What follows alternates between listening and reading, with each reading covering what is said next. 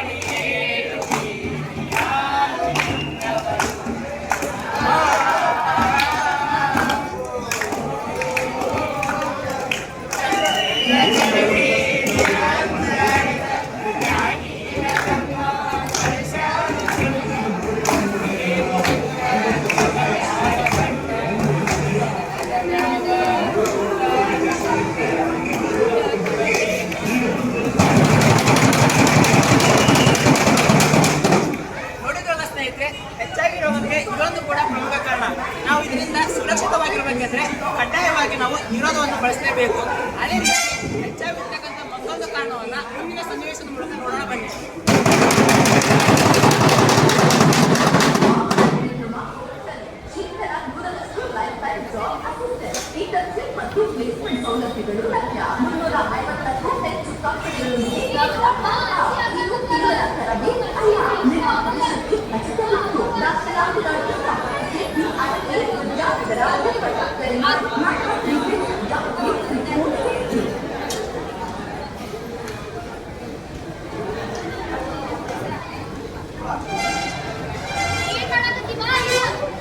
ನೋಡಿದ್ರಲ್ಲ ಅವ್ರು ಯಾಕೆ ಹಚ್ಚಾಗಲನ್ನ ತಡೆದ್ರು ಅಂತ ಹೇಳಿ. ಯಾಕಪ್ಪ ಅಂದ್ರೆ ಈ ಹಚ್ಚಿ ಹಾಕ್ತಾ ಹೋಗ್ತಾ ಇದ್ದವರು ಒಬ್ರಿಗೆ ಹಾಕಿದಂತ ಹಚ್ಚಿಯ ಸೂಜಿಯಿಂದ ಇನ್ನೊಬ್ರಿಗೆ ಹಾಕಬೇಕು.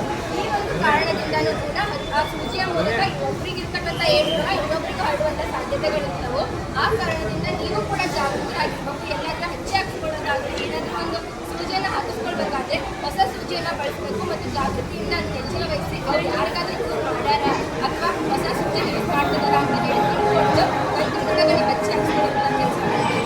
ಮತ್ತು ಏಡ್ಸ್ ತಡೆಗಟ್ಟಲು ಏನು ಕಾರಣಗಳಿದಾವೆ ಅಂತ ಹೇಳಿ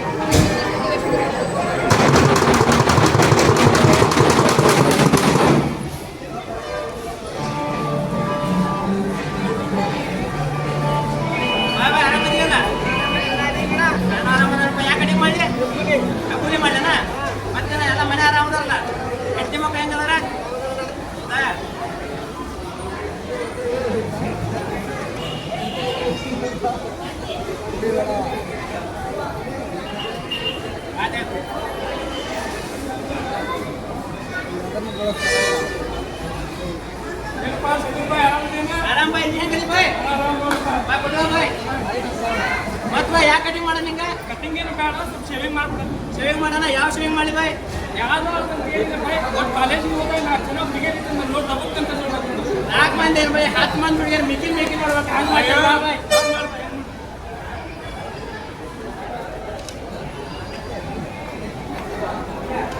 ಅಡ್ಡಿ ಹೋಗ್ ಮರೆ ಯಾವಂದ್ರೆ ಜನ ಹೋಗ್ತಿದ್ದೀನಿ. ಯಾಕೇನದು ಬಾಯ್? ಅಲ್ಲೋ ಅದು ಬೇರೆ ಮಾಡಿರ್ತೀವಿ, ಇದು ಬೇಡ ಹೋಗ್ತೀನಿ. ಅದ್ರಾಗ ಏನು ಪಕ್ಕ ಬೆಳೆದಿದ್ದಿಲ್ಲ, ಎಲ್ಲರಿಗೂ ಮಾಡೋದಂಗ. ಇದರಿಂದ ನನಗೆ ರೊಕ್ಕ ಉಳಿತೈತಿ. ನಿನ್ನ ರೊಕ್ಕ ಉಳಿತಪ್ಪ.